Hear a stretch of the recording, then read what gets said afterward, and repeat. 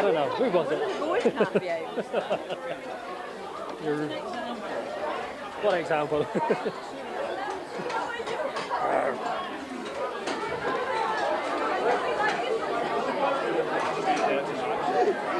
You're still there.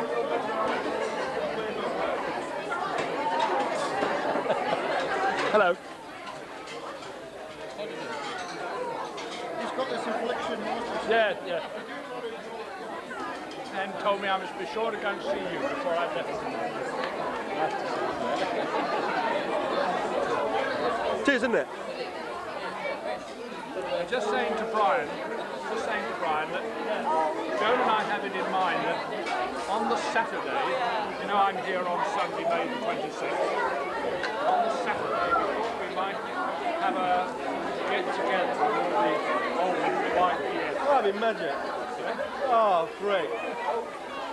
Can we all sit there abusing one another? Oh, marvellous. Yeah, great. Yeah, great, why not? When's that? That's the Saturday beforehand. Right. I'd love to. I'll put it in the diary. I'll put it in the diary. I'm having a little trouble with the brolly here. Hey. Yes, that would be super if we could. I'd like, yeah, great. Hello. How are you doing? Oh, sorry, Sue. Am I in your way? Not well. Right. She's all right. Yeah, she's got the whole cold.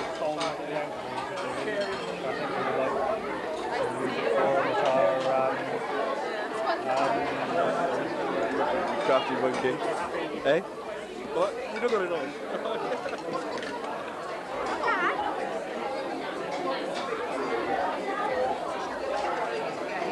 Oh, lovely.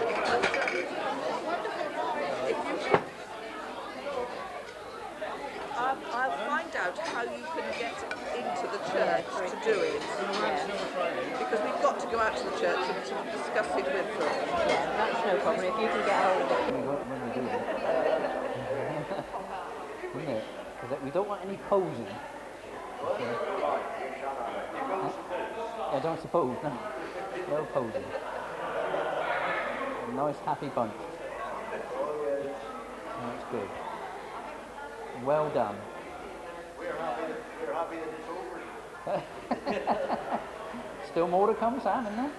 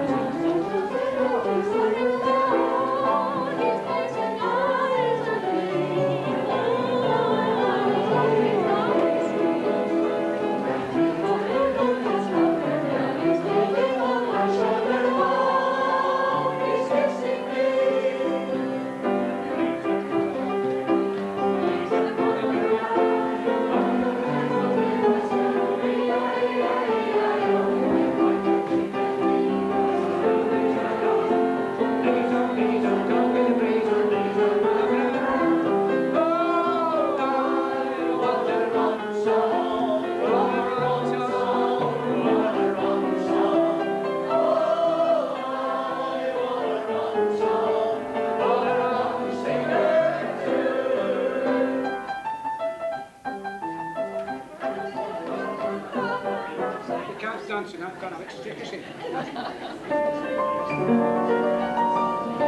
If you knew Susie, Susie,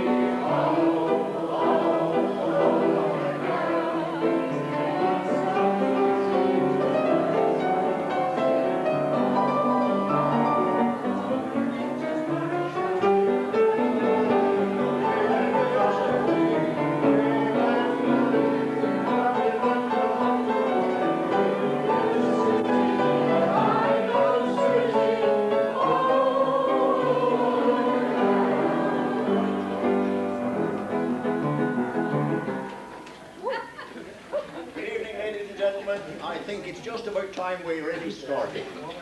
You all know that this church, we are celebrating our 100th anniversary, and so tonight we've put the clock back. First of all, I'd like to introduce you to our pianist for this evening, George Parkey.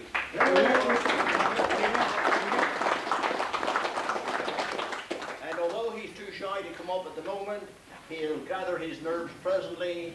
And John Lehman, well known in Heavitree for many, many years, recently retired. He's going to talk to us about Heavitree, and after he's finished talking, if you've got any questions, anything about Heavitree you want to know, if John Lehman doesn't know it, Arthur Osborne will. So, that's our two for tonight. Ever heard the story about the little girl many, many years ago, according to the song, who whenever she went to school, always took her pussycat along with her to school, and it sat on the form beside her. And one day, teacher said to her, "Why do you bring your pussycat to school with you always?"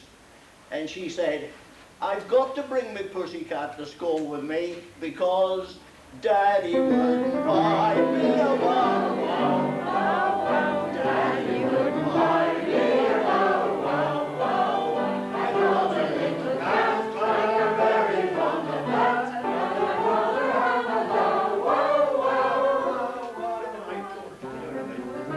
Do it again. Wow wow wow wow. Daddy wouldn't buy me a wow wow wow wow. I got a little cat, and I'm very fond of that. But I'd rather have a wow wow wow. Well, that wasn't bad for the start anyway, was it? Good voice tonight, aren't you? Aren't you? Pardon? I hope so. He lost his already. What was that we were trying to sing just now as we came in? There was I waiting at the church. Come on, Rosie.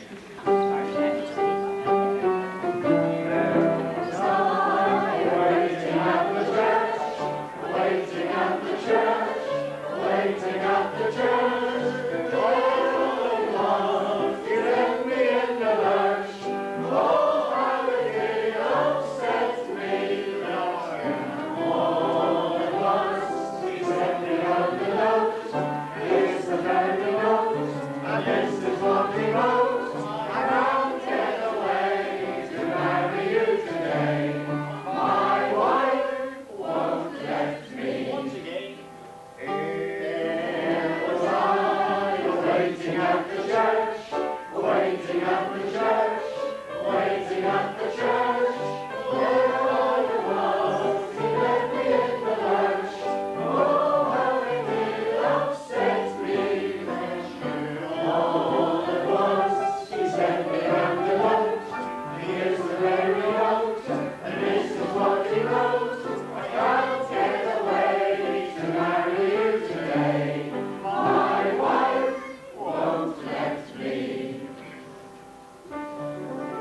You all know the next words, but you're going to sing it just the same. In the twilight,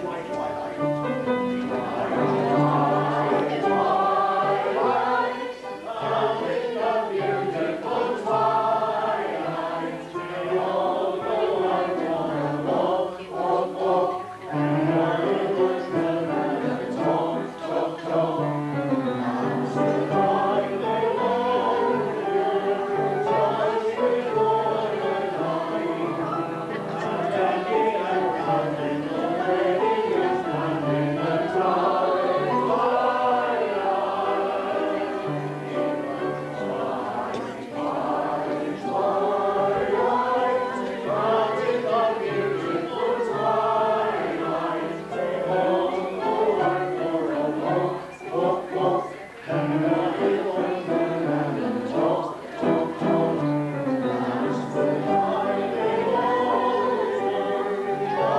before the night, Daddy and Robin already is running the twilight.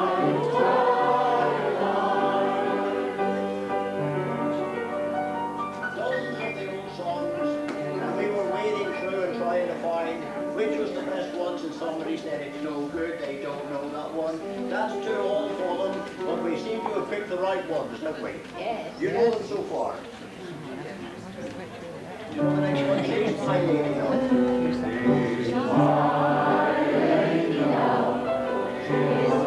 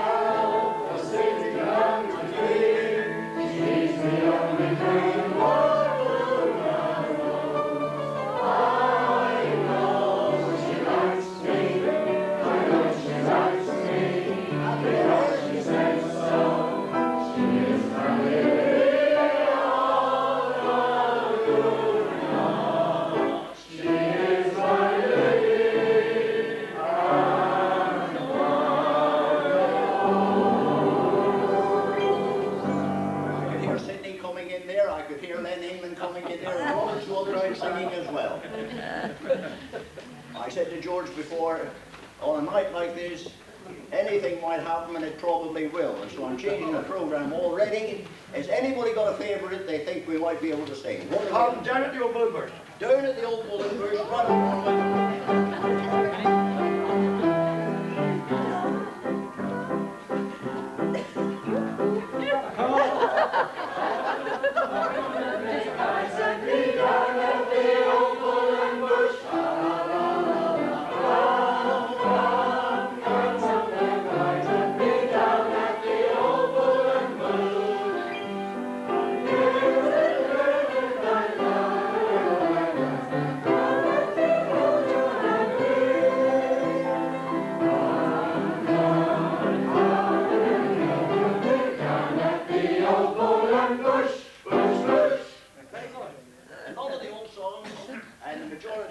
We should only be singing the chorus, but just here and there we'll try to get a verse or two in so that you can get the background of what it is. And somebody challenged me earlier on, several weeks ago, and said, I haven't heard the Farmer's Boy for a long time. I only know the chorus. Well, here it is. Right.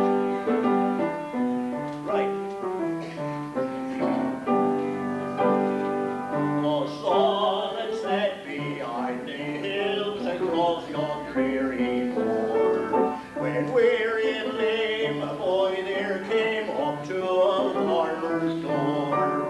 Can you tell to me if any there be as would give me a boy for the plow and so come on the rain?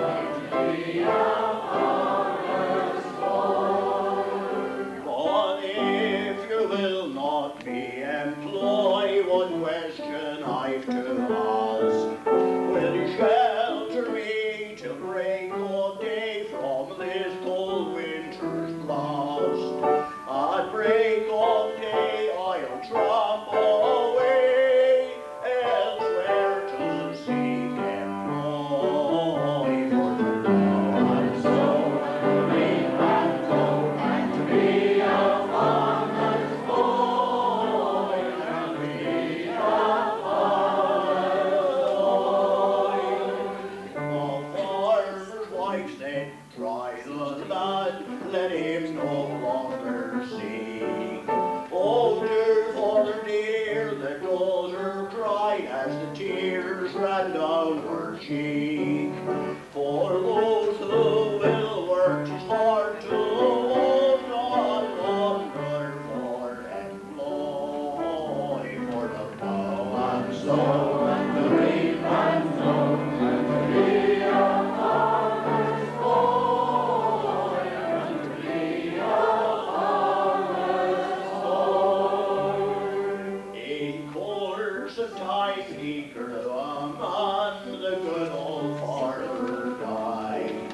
He left the lad the farm he had and the daughter for his bride. The boy that was the man now is often smiles and thinks with joy. Oh, lovely sing, wake and wake, tree of farmer's boy, and tree of farmer's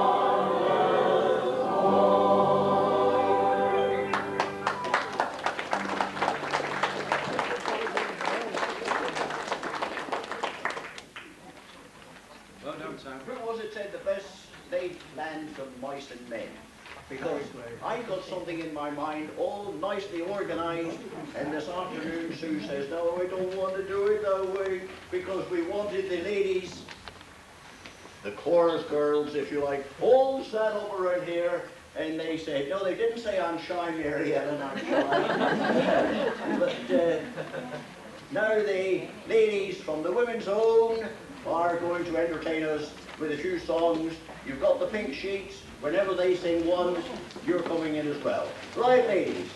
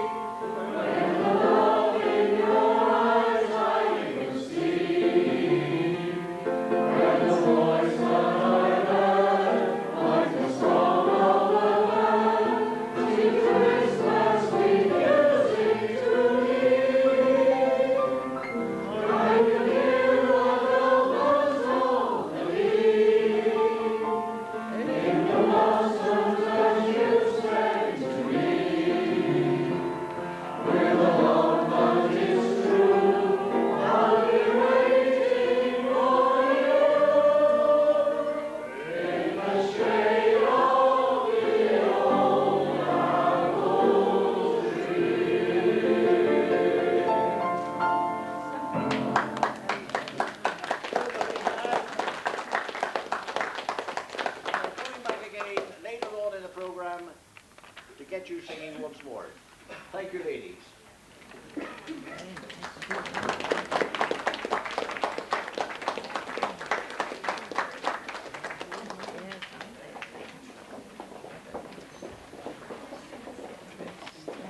I should have said at the beginning that I shouldn't have been here tonight at all, really, because when we planned out this, and we planned these celebrations over 6 months, back in 1983 in August, and the chairman for tonight was to have been our minister. But most of you will know that our minister has been quite ill for a while, and well, if you can't have the real thing, you've got to have a substitute, haven't you? We're very, very glad that we've got George at the piano, because he can play anything, and it reminds me of the story on a similar occasion to this. They wanted to move the piano around, and the chap who was playing it was on one end and there was a lady on the other. Presently she said, "Oh, do you know the piano's on my toe?" He said, "No, I don't know it, but you sing it, I'll play it."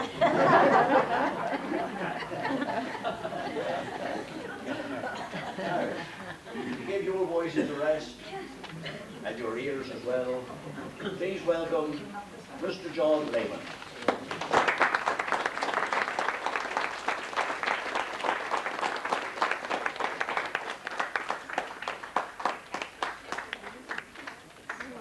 He and I have known each other for many, many years, ever since we were... I got 1 or 2 points like that, John, as well. Ever since we were boys, at least right about I was 13, I suppose. I don't know what he would have been then. I'm not going to tell you if I knew. But been in Heavitree all his life, made a study of Heavitree. He's an expert on watches and clocks. He's shared a program before now, not merely one but others, I think, with the late Arthur Negus. So he's also an expert on many old things. And when we say old things, the one and only John Lehman.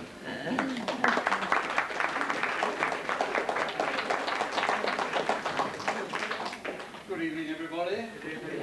Very honoured, I'm sure, to be here. Talk to such a crowd.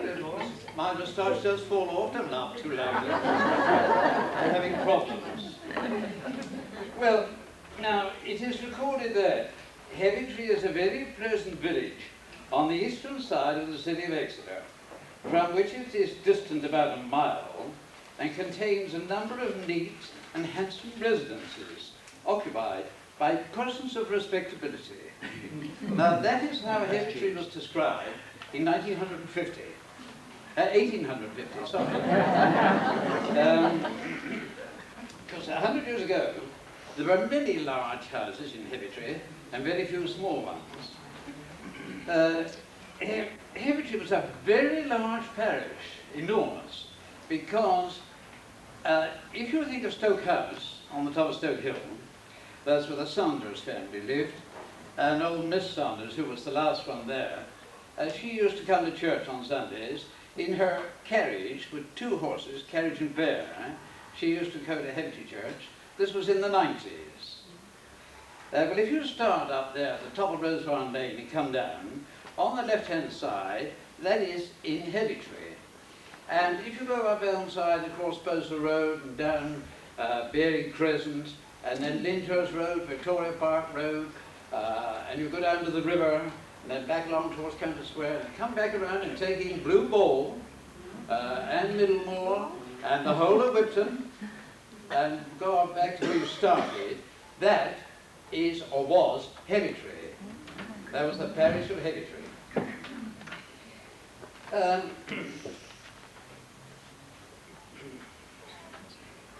I wonder how many of you know there was a small Wesleyan chapel in Heavitree in 1850, and it was in Butts Lane, which is now Butts Road. Well, of course, I'm old enough to remember when it was Butts Lane, a little narrow lane. And I'm not sure, but I'm making a guess. Excuse my moustache. I'm making a guess that that little building must be that little white house on your left as you go in Butts Road. Because if you look at it, there are one or more windows in that house which are sort of pointed on the top, this shape, which is unusual in the house. That's what I think the first Wesleyan chapel was.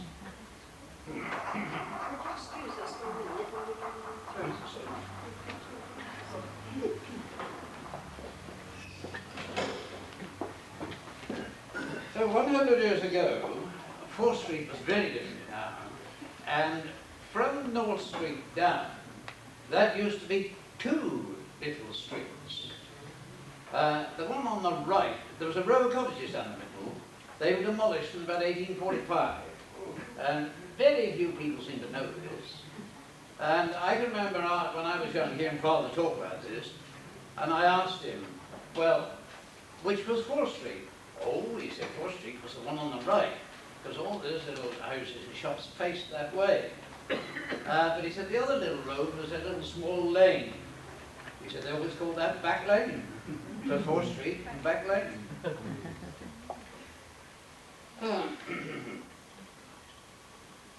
Well, needless to say, in those days the roads were dusty and all loose stones. And I'm so old that I can remember when 4th Street Heavitree wasn't tar sprayed, when it was all loose dust and stones, and when the very first motor cars came, when a motor car passed, you had to put a handkerchief in front of your face or go indoors quickly because of the dust. You wouldn't be able to see for perhaps 3 or 4 minutes. Now I can well remember that. The old part of Heavitree, the small part, was Alter Street, Park Street, Goldsmith Street, Newcomb Street, Newcomb Terrace, Oakfield Street, Somerset Lawn, Park Place and Albion Place, and Civil Place, and Stafford Terrace. I wonder how many of you know where Stafford Terrace is. Well, it's a part of 4th Street. It's the row of little terrace houses from the pedestrian entrance into Roseland Avenue and the entrance to Heavitree Pleasure Grounds. Those little terrace houses were built, I believe, in the early 90s. Well then, the worst parts of old Heavitree were Shrubbery Place, Gordon Place, Alma Place, and Ellis Place.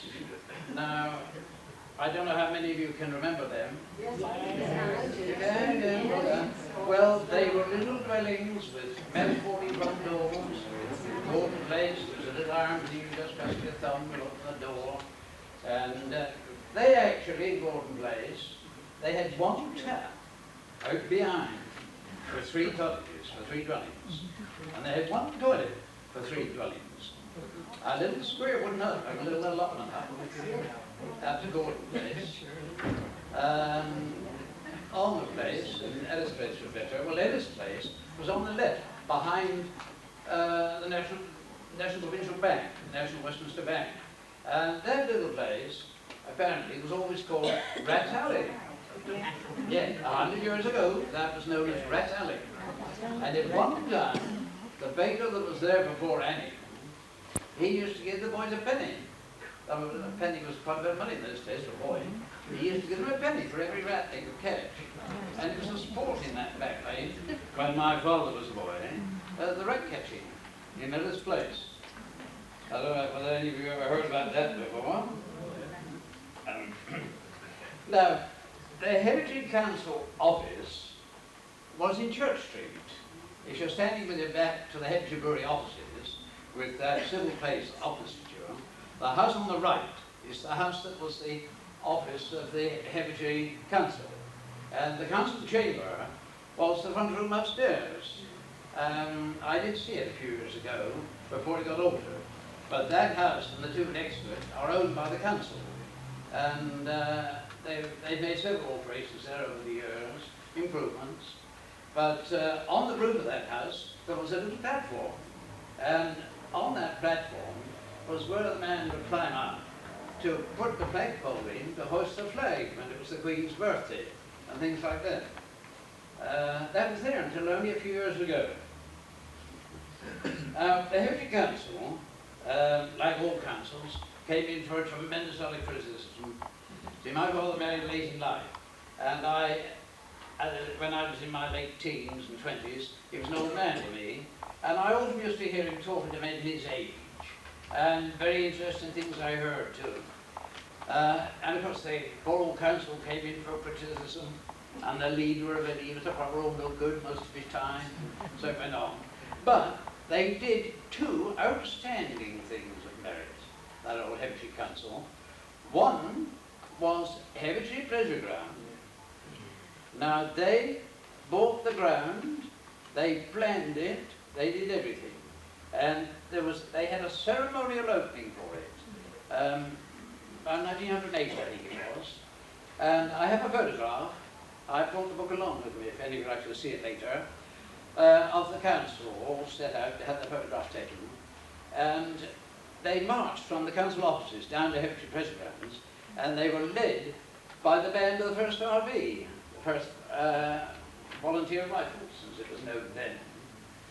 Well, that was one very big thing the Heavitree Council did, and the other isn't a pleasant subject, but it's well worth talking about, was when they put in the big sewerage scheme.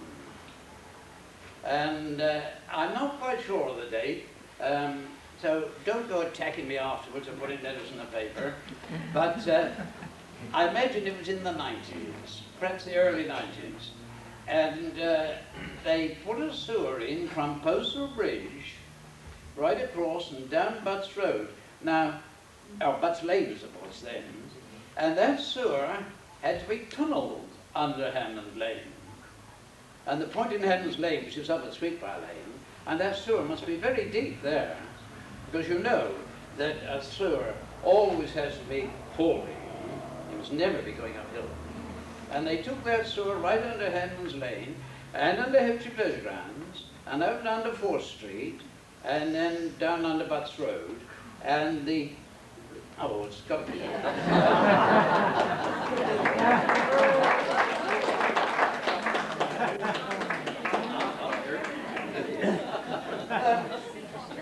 That sewer was taken right on under Butts Road and through Wanford Street.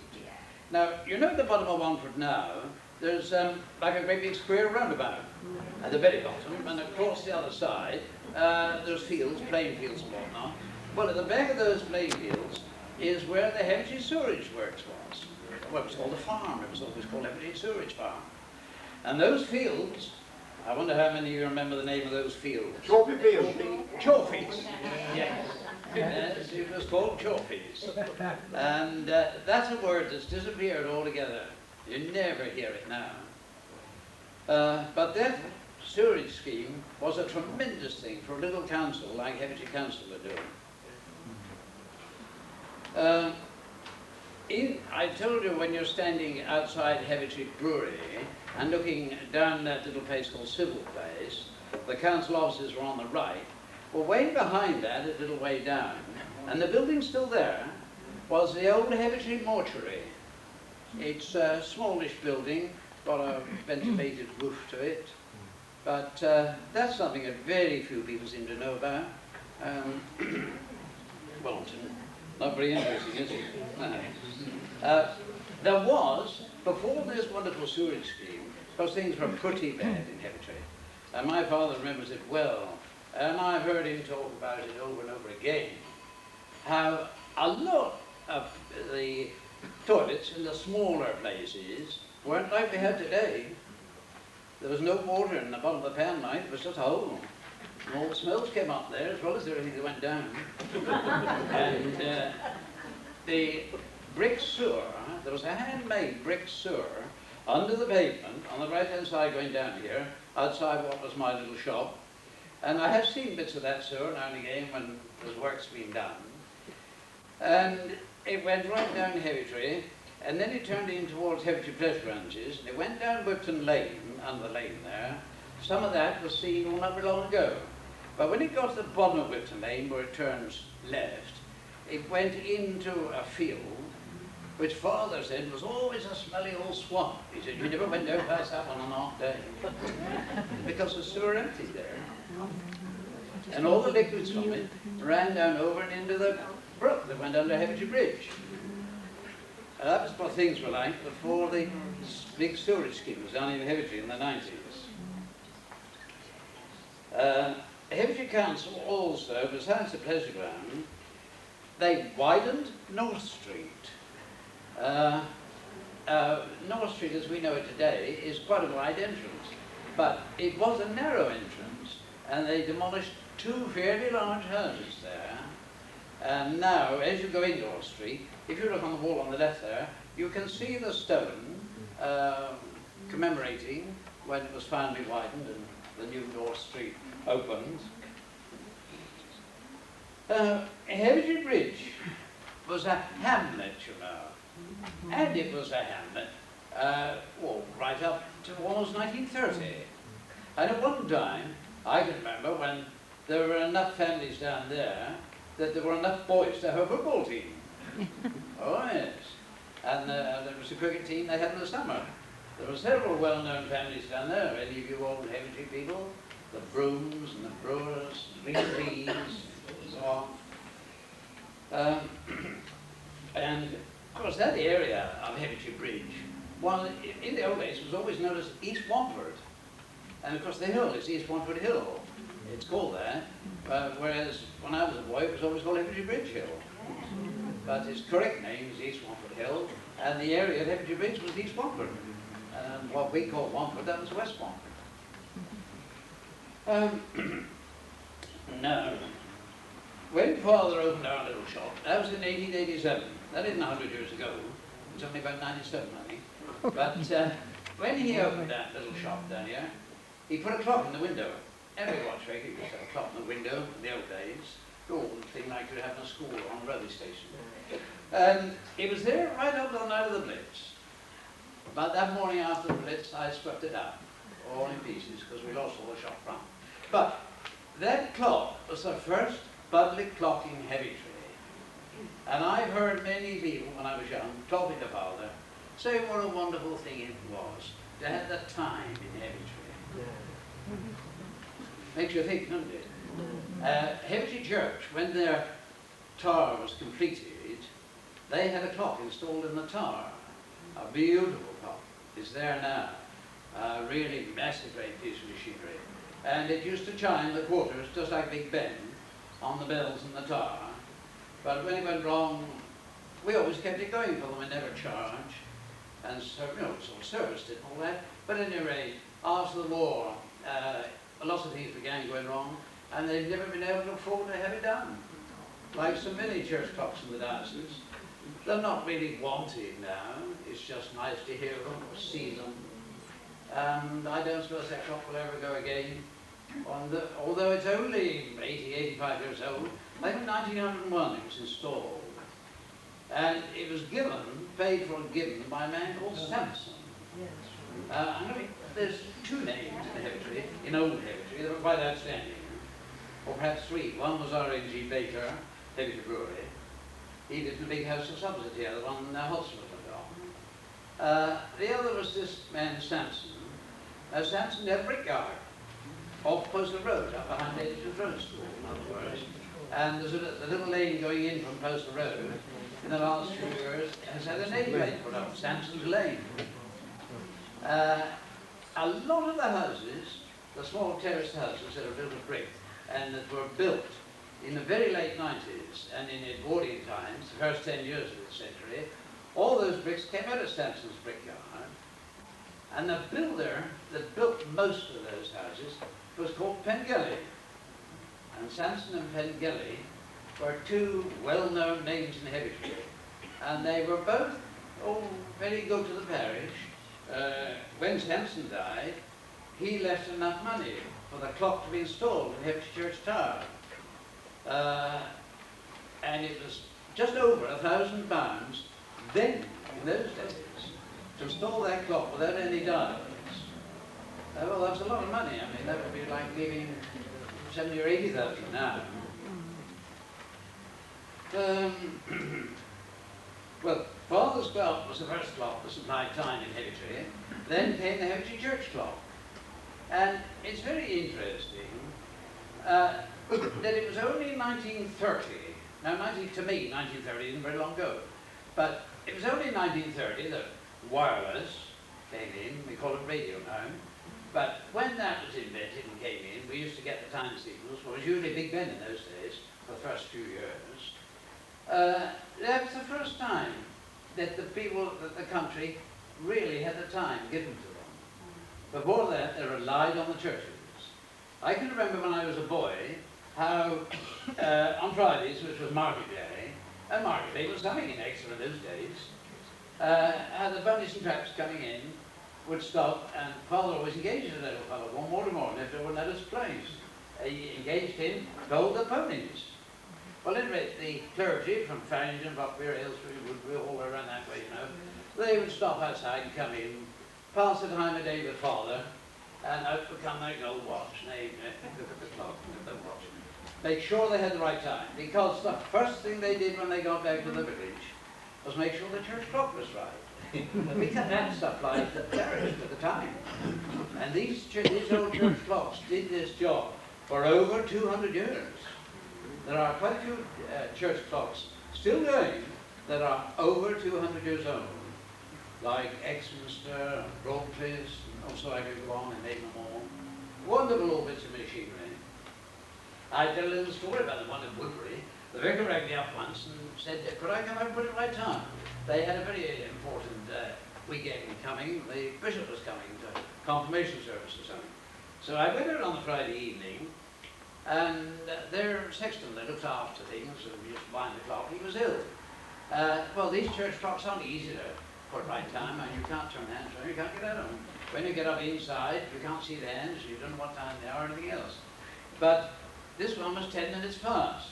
So I went up the tower, you see, on Friday evening. All the bells were ringing there, incidentally.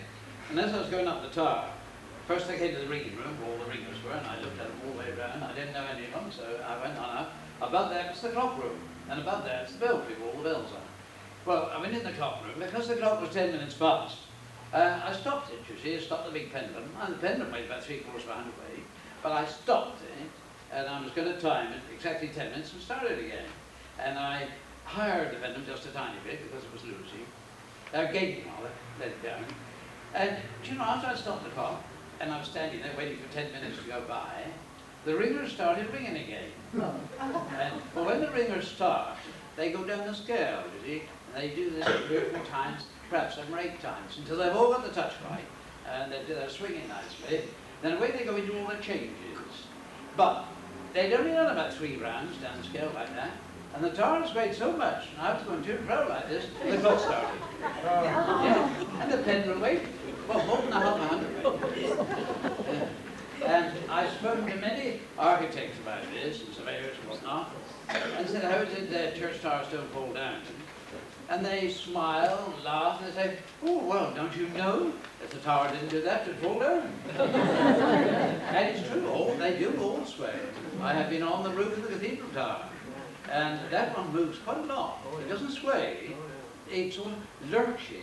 If you're standing well back at one corner, with your shoulders back against the wall, every now and again you've got to lunge forward with 1 foot so that you don't fall down.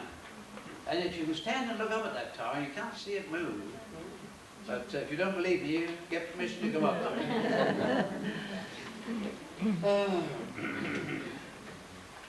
Now, a very big part, when I'm talking about time, I'll tell you this in the story. Nothing to do with old Heavitree really, but it's interesting. One part of our business in the old days was what the watchmakers always called the winding. Well, all the big houses, that's the ones that had servants living in, like Stanship Mount and Victoria Park Road, Lyndhurst, Monty Grant, everywhere else. Because a lot of those houses had 2 servants, a cook, perhaps 3. Well, they always had a clockman come once a week to wind all their clocks. And the clockman kept the keys of them all. This was so that they were always right time, and nobody in the household could interfere with them at all. Most of them were fixed. Even the grandfather clocks were screwed back against the wall. And when you look at the inside of a grandfather clock, you'll often see lots of holes in the back. Well, that's where various nails and screws and whatnot have been put through them to hold them firm. And when I was a boy, Father had a clockmaker called Clown, and he was out the whole of Monday and Tuesday. Now his day started at, I expect about 8:30, and didn't finish until about 7 in the evening. And he was at the whole of Monday and Tuesday, going around all the big houses, winding all the clocks and seeing the right time. And I've seen father's accounts and bills and whatnot, and he only charged 2 guineas a year to wind all the clocks in a big house for a year. Now the last house where we did that was Fairfield Lodge on Topsom Road. It's now St. Louis College. And the man that lived there was the Reverend Abercrombie Hamilton. He was one of the Hamiltons of the retreat down at Topsom. And you know that he had 19 staff. This little old man, he lived and dressed in the Victorian manner.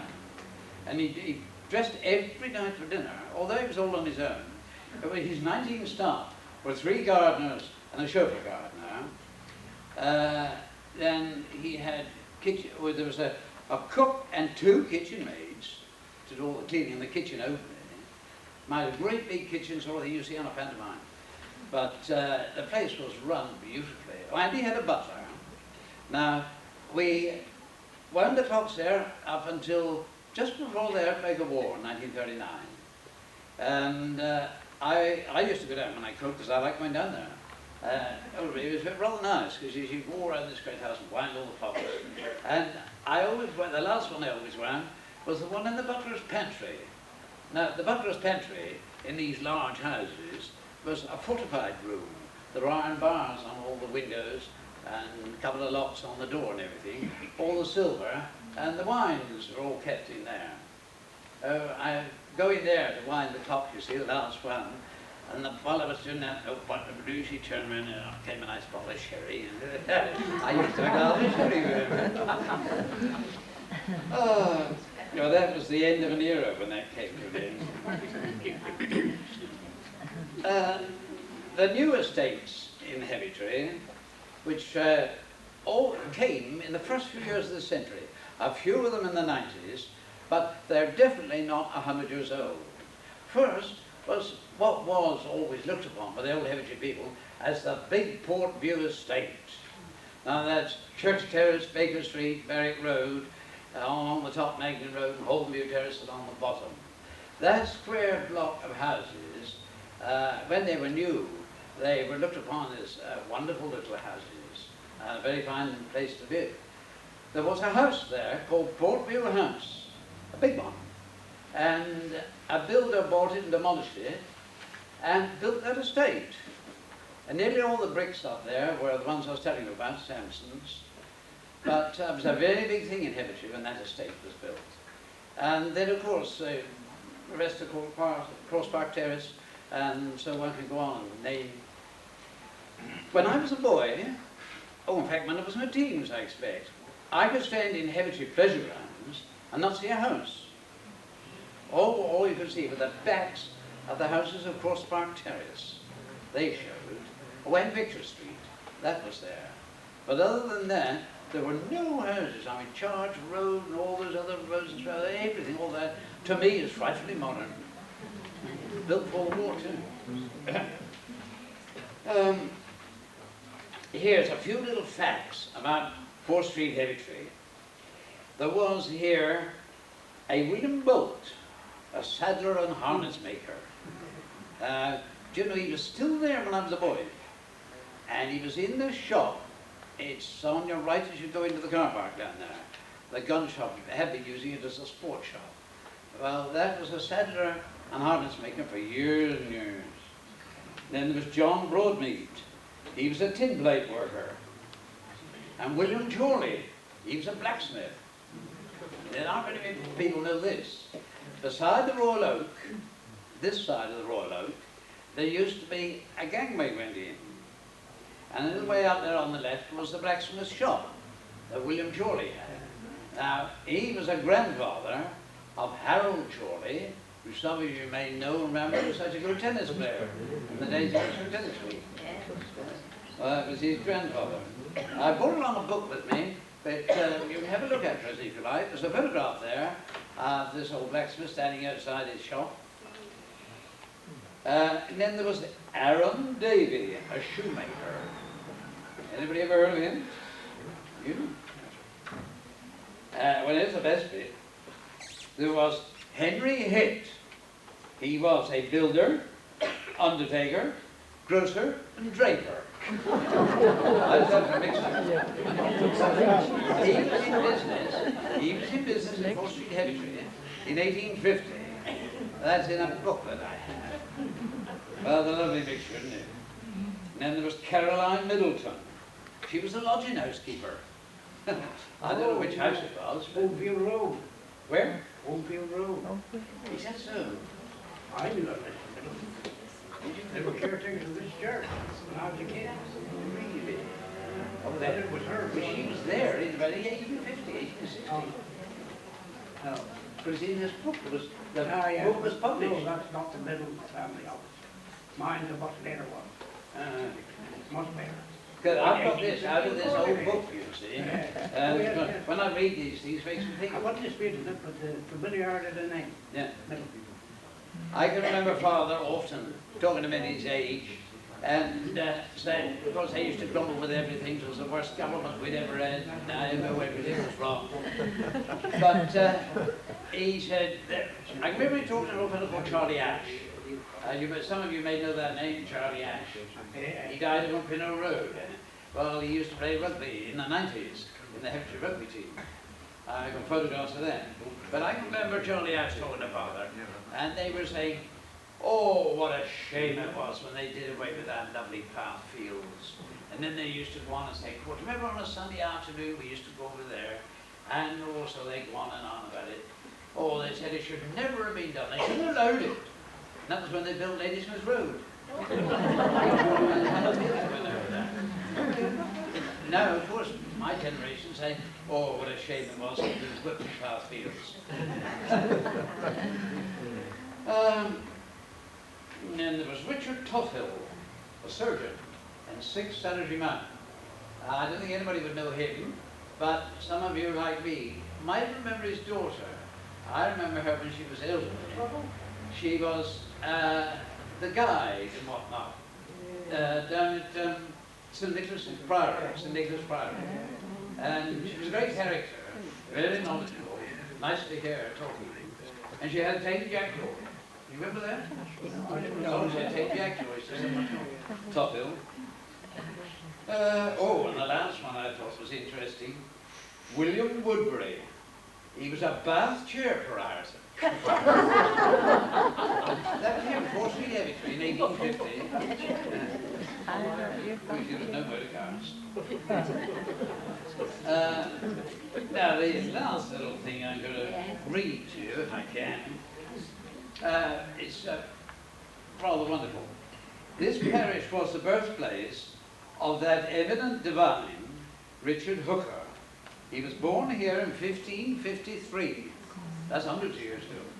But anyway, he was the author of an excellent work entitled The Laws of Ecclesiastical Polity. It was in 8 books. And it is recorded that Pope Clement VI, in speaking of Hooker and this work, said, "This man indeed deserves the name of an author. His books will get reverence by age, for there is in them such siege of eternity that they shall continue till the last fire shall devour all learning." That's a fitting little statement to read in this, on this premises. Thank you very much.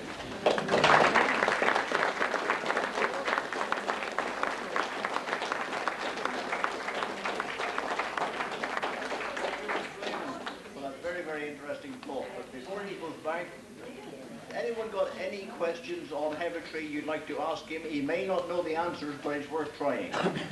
What can you tell us about... All right. When we moved into Heavitree, I was very intrigued with what was termed Heavitree stone. I'd never seen anything like it before. And to me, it does seem to be like clay with little stones in it. But Yes. can you tell me, was it quarried or... Yes, it was. Very well known. The quarry that it came from was on the right-hand side, going up Quarry Hill. Sparrow's crane hire had been in there for several years. They levelled it. And many famous buildings were built with that stone, including St. Nicholas Priory, and the first Heavitree church was built with that stone. And when the church was demolished and rebuilt, as it was in the 90s, a lot of the stone of Heavitree Church was used for building walls all over the place. I go down to Civil Place, I've seen there's a wall there built for some Centenary. And so it's finished now, there's no more... Oh no, now they quarried. Anybody else? Yes, Len. Everyone here will probably know the answer to this but me.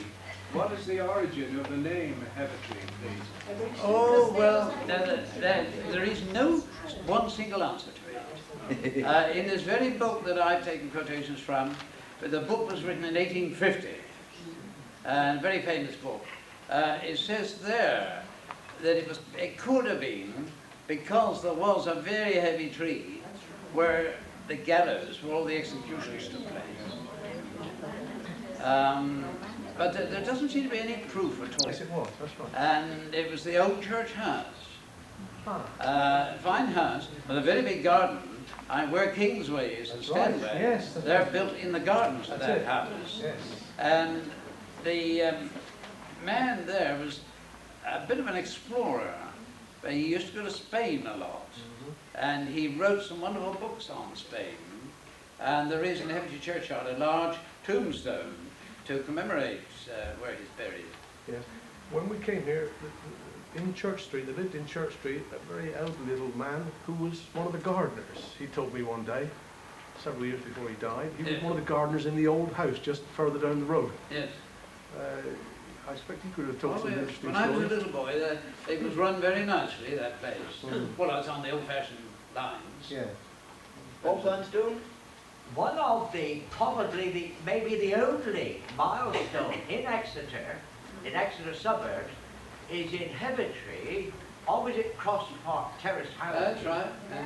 And it records as being 1 mile from there to the city, which presumably is the Guild Hall. I would have thought that was more than a mile, but probably there might have been a measurement in those days. But I don't know of any other milestone anywhere in the suburbs of the whole of Exeter. Can you tell us something about it? I wouldn't know, I've never gone looking for one, but I know that one very well. And what is more, see you started on that, if you're interested in that, you want to walk from there up to Halfway House on Woodbury Common, and you'll see every milestone. And the 8th one is in the little car park up there by Halfway House. Yeah. I don't know that. Well, there's a parish. Yes, that's a parish. Right, Sydney's got a question here. Tell us about the Gordon lamp, The Gordon lamp. Gordon lamp, oh yeah. That's just up, where are we? Just up here in the middle of the road. Well, that commemorated the South African victory with General Gordon. That's what all that was about. And then the other lamp, which was exactly the same, was in the entrance of North Street. Because, first of all, the Gordon lamp was erected, and everybody said it was such a fine thing. The chairman of Heavitree Council, a fellow called Nethercott, he decided, well, he'd give one and have his name on it. So he erected that one, and it's known as Nethercott's lamp. But of course, it hasn't been lit now for many years. Presently, while we're having a cup of coffee, I hesitate to say this, you know, because I very likely get thrown out. But there's one lady here tonight. I think she's the eldest lady here, and I knew her when she was Miss Blanching. Oh, and come on along, Mrs. Ching. And I can tell you this, Mrs. Ching is 85, and she knows something about Heavitree too. But let's have one more question before we go back and do a bit more singing. Owen Abel's got one, I think. I just wondered whether you could tell us what was on this site before this church was built. Oh, Dr. Post. I think the history of the church written by Bob Vanstone will give us that theory. Thank you. And one lady there, we'll say that's the last question. I think Mr. Lehman had it up. Sorry, ma'am. Pardon? The old fire station. Where was it? Yes. Well, it was only a little small shop. In recent years, it was a little greengrocer, Swanston's greengrocer shop. Next to the hotel room. But although it was always called a fire station, it was only a place where they kept a little tender, a little pump actually, a hand-pulled one. two, three chaps could pull out, and then work down London. Well, this could go on for a long, long time, could it? Very, very interesting. I've got a feeling we shall have to have a repeat performance.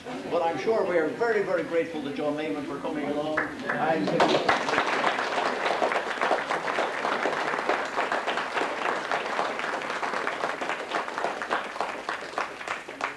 you may not believe it, but I'm under orders. You know, I was told by one particular lady this afternoon, she's sitting at the back there, to keep to a certain timetable, and so I'm trying to keep to that. We're working quite fine. George is going to sing to us. George Barkey.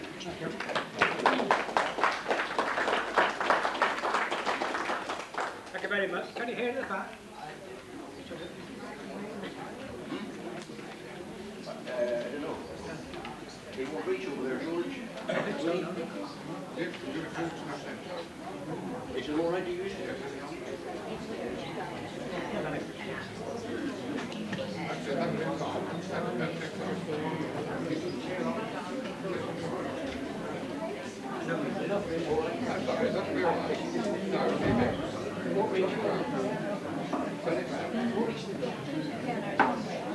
That's it. That's fine.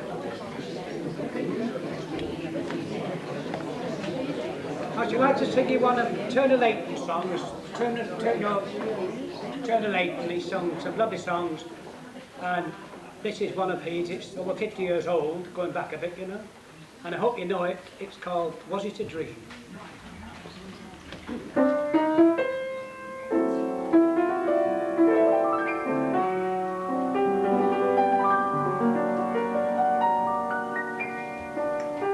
I'm in a trance, a beautiful trance, since I fell in love with you. I can't believe it happened at all. It seems too good to be true. Was it a dream? Was it a dream? We were alone, and you were in my arms last night. Was it a dream? Was it a dream? We made a vow beneath a pale moonlight. I never knew, I never thought of such bliss as this. What filled me with a love divine, but I just awake to find you were only in my mind. Was it a dream, or were you really mine? 'Twas on a night, a wonderful night, there appeared a vision fair. I heard a voice, and now it was gone. I'm not quite sure it was there. Was it a dream? Was it a dream? We were alone, and you were in my arms last night. Was it a dream? Was it a dream? We made a vow beneath the pale moonlight. I never knew, I never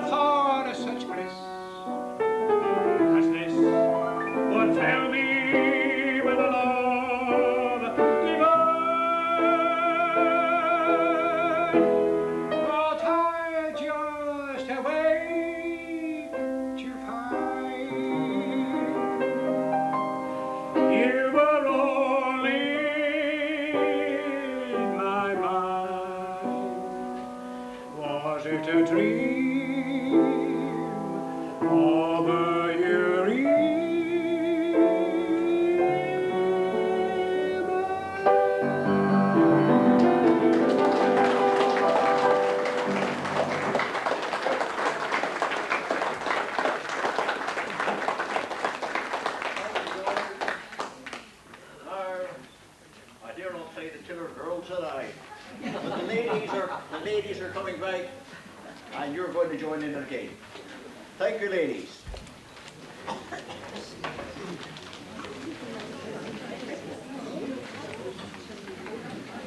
Get those pink sheets ready again, because they're going to sing the honeysuckle and the bee. Joshua. While they're coming, can I tell you the story behind their second one here, Joshua? It's the lady who kept on saying to her boyfriend, why don't you call and see Mama? And one day when they were out walking, she pointed out her Mama, who was really her step-Mama, who was much more beautiful than she was, who was much younger than she was, and Joshua married her instead.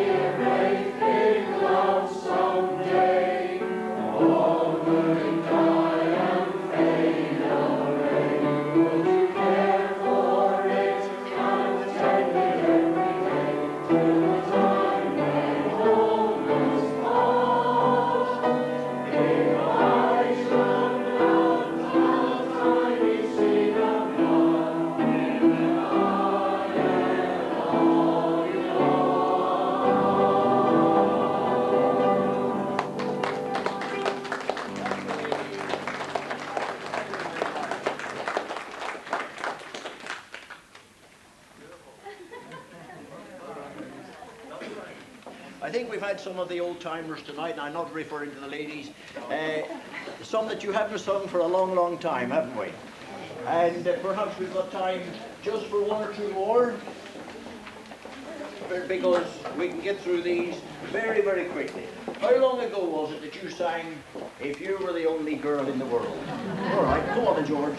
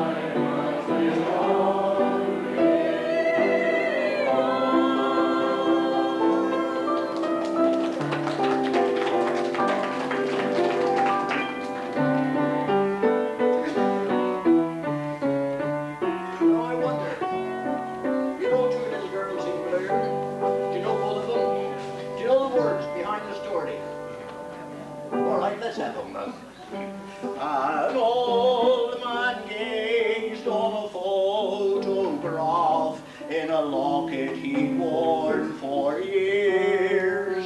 His nephew then asked him the reason why that picture had brought him tears. Come listen, my lad, I'll tell you what, a story that's strange but true. Your father and I, while at school one day, met two little girls in blue. Two little girls in blue, two little girls in blue. They were sisters, we were brothers, brothers, to love and to little girls in blue.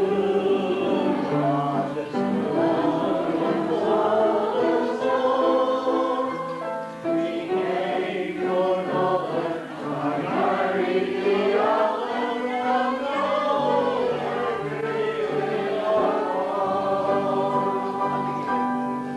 that picture is one of those girls, he said, and to me she was once a wife. I thought her unfaithful, we quarrelled, lad, and parted that night for life. I fancy of jealousy wronged a heart that was good and true. For two better girls never lived than they, those two little girls in blue. Two little girls in blue, two little girls in blue.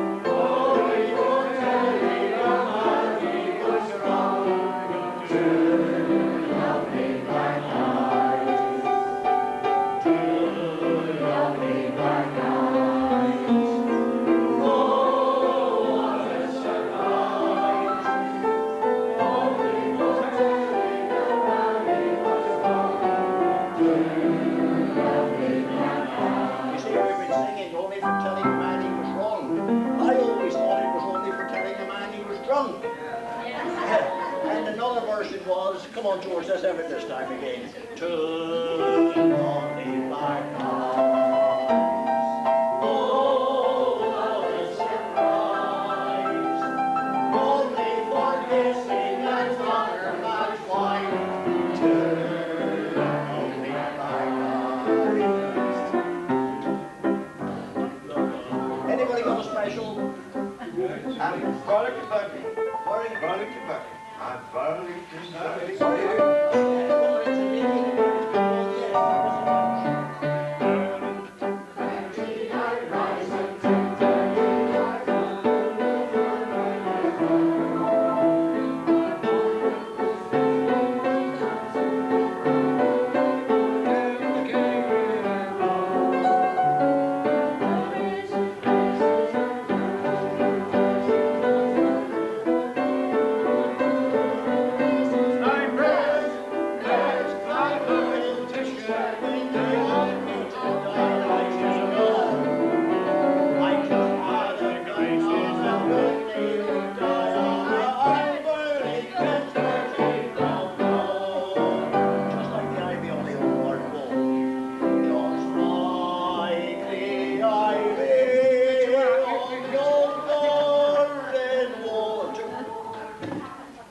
He's a bit too high, isn't he? You like her, George? Have it in C. We'll have it in, Oh, yes, he is. we'll have it in C instead of G. That is there, yeah. Would you like it in F? Oh. Come on, you pitch it and we'll sing it. What I did. That's better.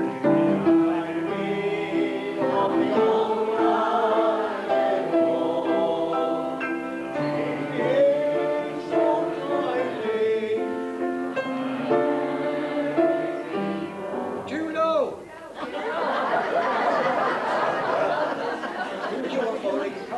Oh, you was right. Should I stand on the chair? Best on the chair.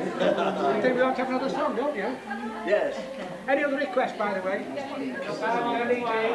What's that? Nelly D. Nelly D. There's an old mill by the stream, Nelly D. Right then, that'll have to be the last one because I've got one more I want us to sing.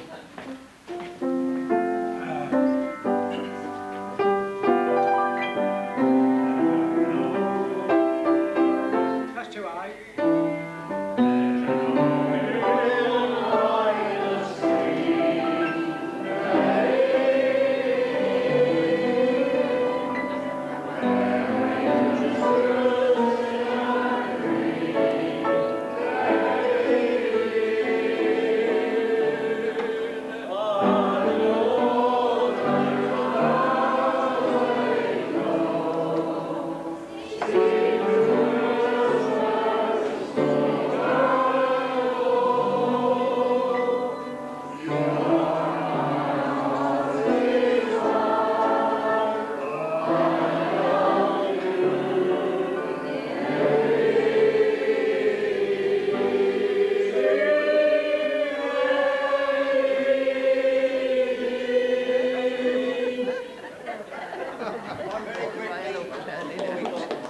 Several weeks ago, I had taken a lady down to Palace Gate Lunch Club. Okay. And on the way back, we had a wonderful time. She said after we had lunch, a fellow came in and started playing the piano, and we sung some old-time songs, and it was grand. She said, and we finished up by singing The Old Rugged Cross. And I thought to myself, now, he sounds to be just the type of chap I'd like to get on to. So I said, well, who was he? And I don't know. You don't know anything? No, don't know anything about him. But anyway, the following week when I got back, I said to Sue, the receptionist, who was that chap playing the piano last week? She said, oh, that was George Party. I got his telephone number here. and anyway, there was that telephone call and we got, and I can tell you this, that when I called on him, within 2 minutes we were calling each other by our Christian names and we seemed to have hit it off straight away. They call me Charlie. And the fact that he liked to finish by singing The Old Rugged Cross, I thought was just the one. I'd mentioned to one or two. Len Ingman said yes. John Hooper says yes. One or two others have said yes. Everybody Sorry. And the lady says that's her favourite. What? There's 4 verses, is there? Well, got the words there, sir?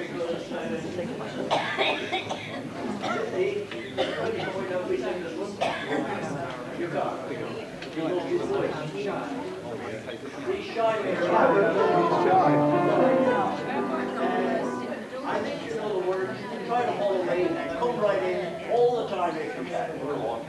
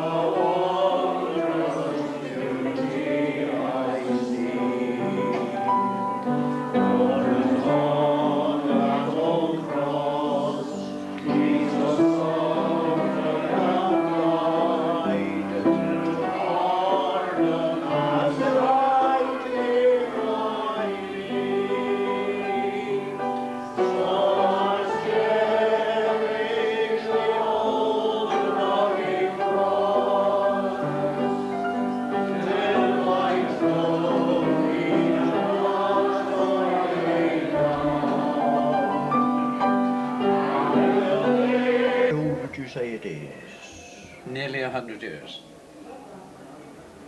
It's American, of course. It's a very, very fine example of that particular watch. Because it has a winder on the top here, that tells us its age, that it can't be over 100 years. The other little watch is a Swiss watch in a gold case, a lady's watch originally. That was sort of one of the very first watches that ladies ever had. And they used to always have breast pockets back in those days, near almost 100 years ago, in the very late Victorian days, near Edwardian, and they used to have long gold chains and put these little watches in their breast pocket. It's a fine example, a lovely little watch, Swiss, and also a very fine gold chain of the period. Lovely, thank you, that's most interesting. Enough of that. Now, this watch is a hunter, half hunter, so when they've got a little hole in the front, you can half see the time. And we open it and see the hands and dial. Not only is it a very good watch, but it can be used as a stopwatch like that. The centre seconds hand is now travelling, and second pressure stops it, third pressure zeroes it. On top of all that, this watch is a repeater. It strikes and chimes the quarters, but only when operated, never on its own. That is why it's called a repeater.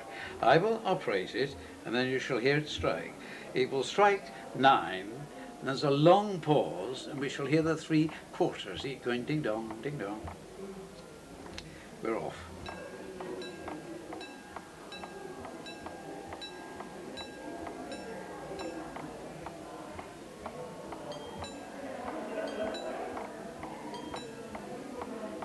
Do you think you picked up the sound then? Or would it be better for me to come closer with just the watch? No, I'm sure that would be all right. And these were very, very fashionable in Victorian days because there was no instant light then and people lived in the darkness so much that every gent that could have possibly afforded one of these, he had it. There were no lights in the trains and the streets, anywhere. And to have one of these, of course, was really something. Oh, yes. It looks a lovely piece. It was worth £1,000. My pride and glory is the only nice thing that I've been able to keep out of my business when I disposed of it. Lovely. Well, it's certainly nice to see it and hear it. But I haven't got my chains.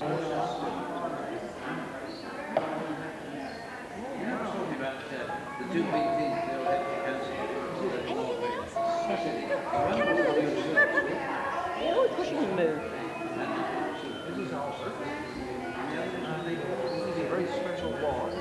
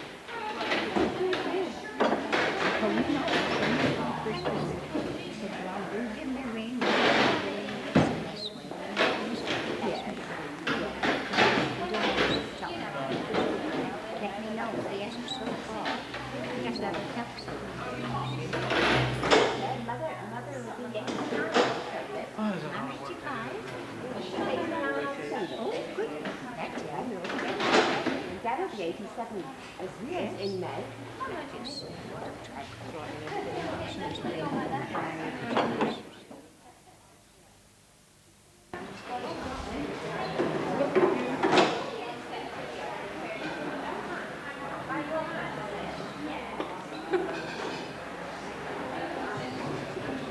Roy, why don't you pull one of the curtains in? Really? Mm. string off. Get her in the corner then. Well, we got you when you weren't looking, so I said we got you when you weren't looking.